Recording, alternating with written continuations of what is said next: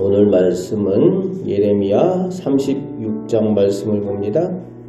오늘 하나님께서는 예레미야에게 하나님께서 이스라엘과 유다 백성에 대하여 말씀하신 심판하실 내용들을 두루마리에 기록하라고 명령하였습니다. 그때 예레미야가 지시하는 대로 바룩이라는 사람이 그대로 대피를 하여서 두루마리 책에 받아 적습니다. 그리고는 이 말씀을 성전에 가서 감옥에 갇힌 예레미야 대신에 기록된 말씀을 낭독하게 됩니다. 하나님께서 이 말씀을 기록하게 하시고 전하게 하시는 것은 백성들이 듣고 돌이켜서 구원을 얻게 하시기 위한 하나님의 사랑과 자비의 마음 때문입니다.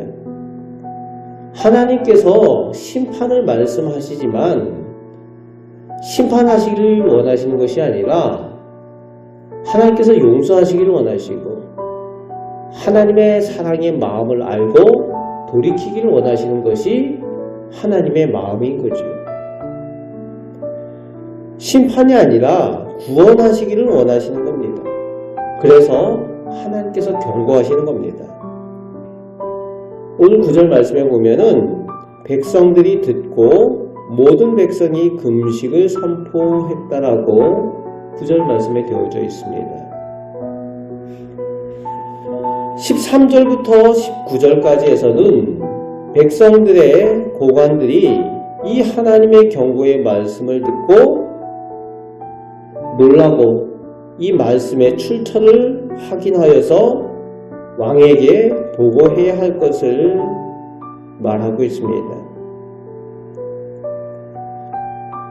그런데 19절 말씀에 보면은 이 고관들이 예레미야와 바룩을 피신하라고 권면을 합니다.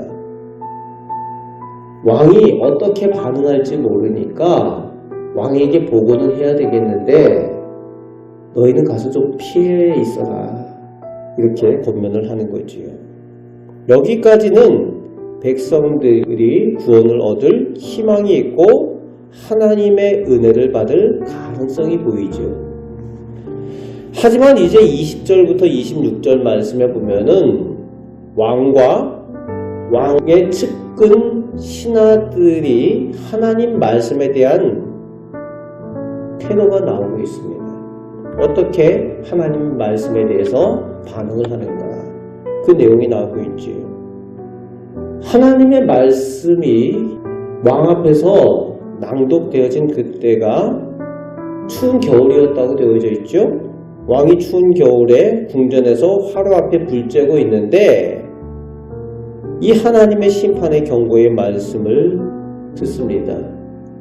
그 하나님의 심판의 경고의 말씀을 들으면서 아, 그러셔, 웃기고 있네, 이렇게 반응을 하는 거예요.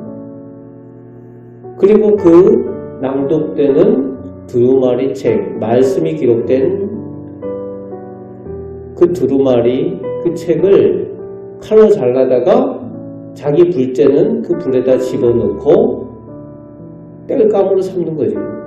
태워 없애면은 없어질 거라고 생각했는지 모르겠습니다. 그러나 하나님의 말씀은 태워 없앤다고 없어지는 게 아니지요. 하나님 말씀에 대한 평소의 태도와 마음가짐이 여기에서 나타나는 겁니다. 혹시 축복의 말이었으면은 이렇게 태도를 취했을까라는 생각도 들죠.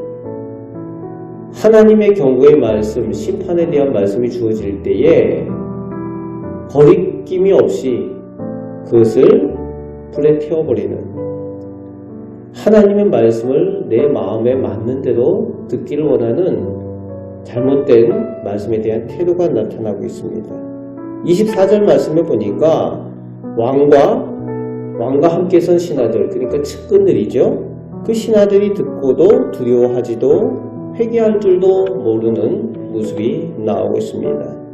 그리고 이 말씀을 기록한 예레미야와 바룩을 이 왕의 아들, 그러니까 왕자들 그리고 측근들을 시켜서 잡아서 죽이라고 명령을 합니다. 하나님께서 주신 은혜와 구원의 기회를 스스로 걷어차버렸어요. 스스로 거부했습니다. 여기서 지도자가 얼마나 중요한지 나타나게 되는 겁니다. 그에 대해서 하나님의 심판의 내용이 30절, 31절에 오늘 선포되고 있지요. 하나님께서 그 여호야김 왕과 그의 자녀들, 그 가문에 대해서 또 그와 함께한 신하들에 대해서 그리고 백성들에 대해서 경고하신 말씀대로 그대로 심판하시겠다라는 내용을 선언하고 계시는 겁니다. 여호야김 그 왕 때문에 그 지도자 때문에 모든 백성이 어려움을 당합니다. 그 아버지가 잘못함으로 인해서 그 자식들까지 함께 그 가족이 함께 어려움을 당하는 내용이 오늘 본문에 나오고 있습니다. 그리고 하나님께서 27절 32절에 다시 동일한 하나님의 말씀을 기록하게 하십니다. 이것은 하나님의 말씀은 사라지지 않고 영원 불변하시다는 것을 의미하시는 내용입니다.